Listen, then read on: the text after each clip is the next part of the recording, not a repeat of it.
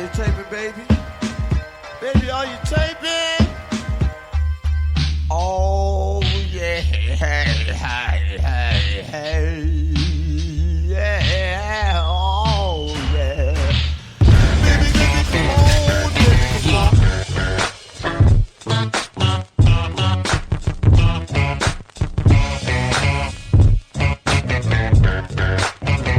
What's up? What's up? What's up, everybody? It is another beautiful Saturday where you get to talk to Mac and Free. But guess what? Our names are not important. And me and Free was already battling this thing out, getting ready to chalk it up, put on the gloves. We going at it. LeBron Jordan. We gonna say that for the second segment, but we gotta start. We gotta start with The Last Dance. This is going to be the lead on just about every show going forward. So buckle your chin straps, ladies and gentlemen, because we going at it again. It's a second installment of Niggas Hollin'. So we just watched, Free, second installment of Last Dance. The show just keeps getting better and better. Keeps taking me back. I saw Jordan do the right hand. I'm going to dunk on you, Magic Johnson. Nope. I'm going to come up with the left hand and put that up. And then it took me back to my childhood of, I remember when me, Jake, George, Brian, Marshall all went down to the court and tried to do that move the very next day. Like, I remember that it was this thing has been beautiful, man. What's your take on it so far? Because it's been an awesome show. Well, it's been outstanding. Like I say, at the point I was when all this was happening, I had no recollection of all this stuff with Scotty and everything, and it's just awesome to really truly get an insight of, like I say, what I said before, sometimes when people are winning, you never see what's really going on beneath the surface, and it just shows you how real the business part of professional sports is, and just how tough it is to get individuals on a common accord to be successful as the Bulls were. So it's been good. I'm looking forward to the next couple episodes. Yeah, and I think it's been real easy for people to just kind of dive on Jerry Krause to that point, because for one, you have to remember you have, when you're running an organization that is predicated, and in a business that's predicated on youth, like we have to keep this in mind. This is a business that's really, sports in all is predicated on youth and being able to keep the longevity. And Jerry Krause is getting a lot of unfortunate as well as unfair criticism for blowing it up. And I think some of it is fair, to be completely honest, because he said, I don't care if Phil Jackson goes 82-0, he will not be back next year. And I think that sounded more personal than anything. So he does there is some blame to be placed on his shoulders, because again, that sounded personal, and this is a business, as we led off, and that shouldn't be personal in a realm that way. It should be business. And if you have people within your organization that can make you money, you should want to keep them. But at the same time, he was looking at blowing it up. And the reason he wanted to blow it up is because you had aging stars, and it was time for them to move on to the next phase. And he wasn't able to do that very well, because the aging star he had in his stable is widely considered still the greatest player of all times. Then and now. Like how you put that. It's hard for me to really not give him some of that blame, but the majority of it, like, he holds roughly about 10%, because there's a lot of stuff to go around for what we've seen that other people could have handled it a lot better than they did. But yeah, Jerry Krause, that was like, it hasn't been fair to him. But I want to talk more about Dennis Rodman, because we've seen, I think this is what trips me out about watching what we watched in this show about Dennis Rodman. We've already seen two prior documentaries that have Dennis Rodman in it, and somehow they managed to skip this part of the story both times. We've watched the Bad Boys in the 30 for 30. We've watched the Dennis Rodman story in the 30 for 30. And nobody mentioned that Dennis Rodman took a hiatus and went to Vegas in the middle of a season for which they went on to win a championship. Did you know that? Because I know I didn't.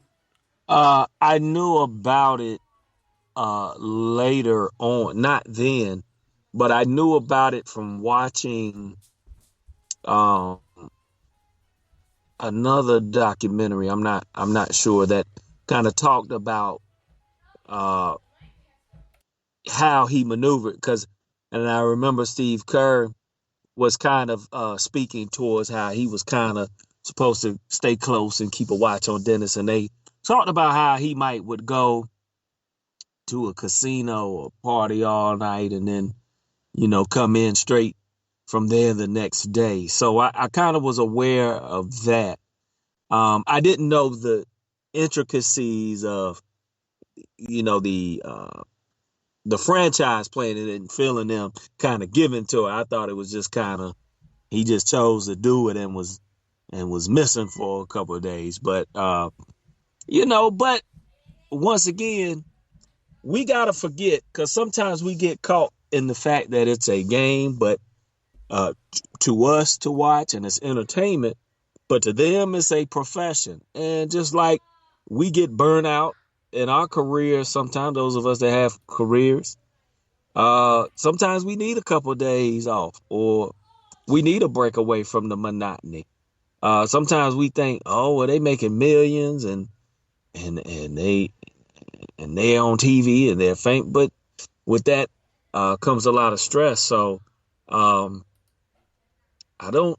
understand it. Now, Dennis took a little more advantage of it, and I think, listen, and MJ said it. Listen, he was like, I know he ain't gonna be back in 2 days. But man, listen, there is. So let's do this with the normal job. Let's say my boss comes to me at work, says, "Hey, we need you in the middle. We need you on this project.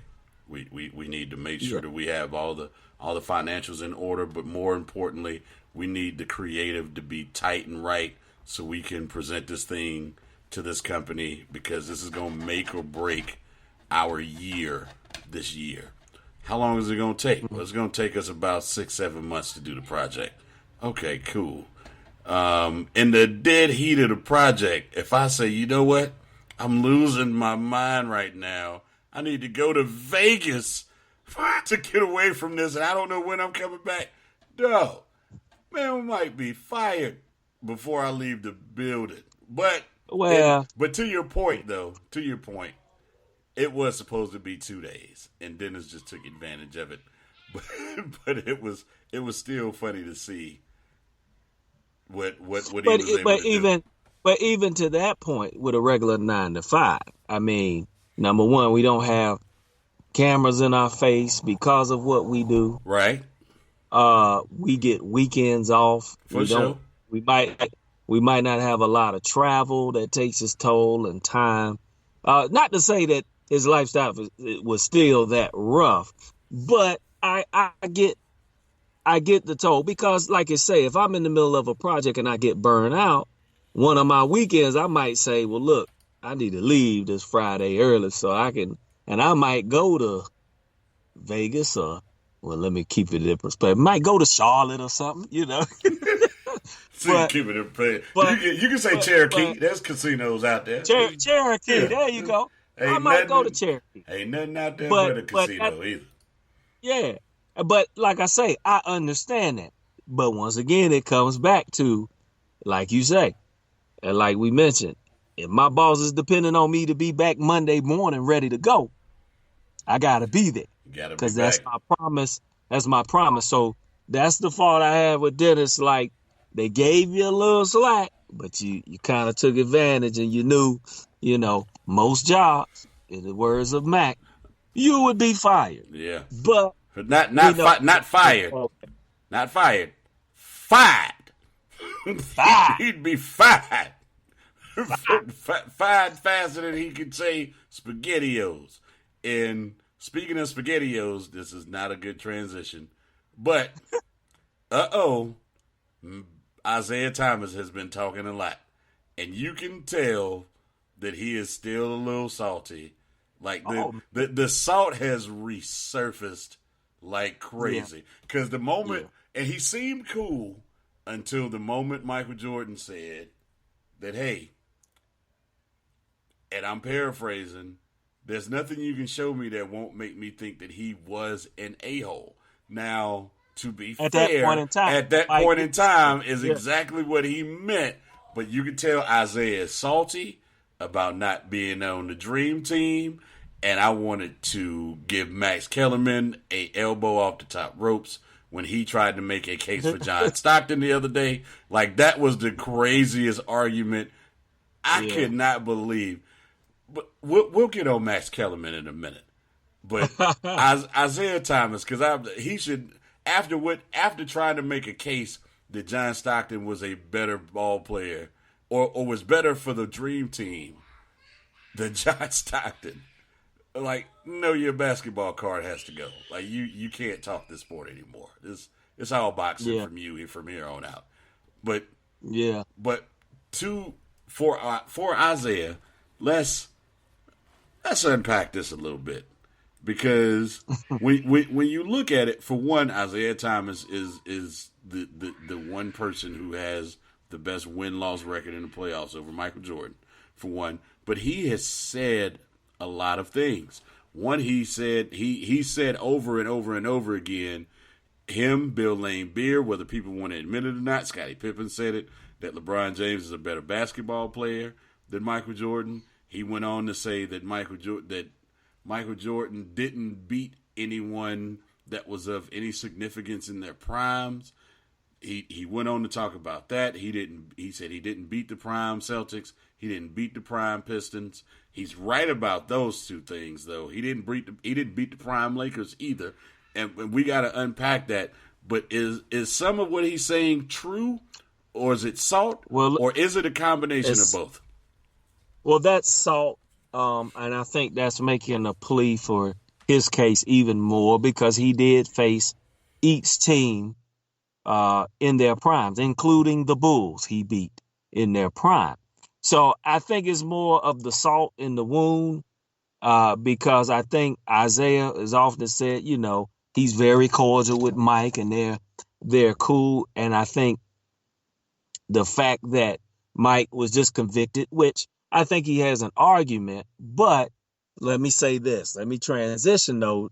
In Isaiah's defense, nobody made this hoopla about it when the Celtics did it. I was going there next. Absolutely. Yeah.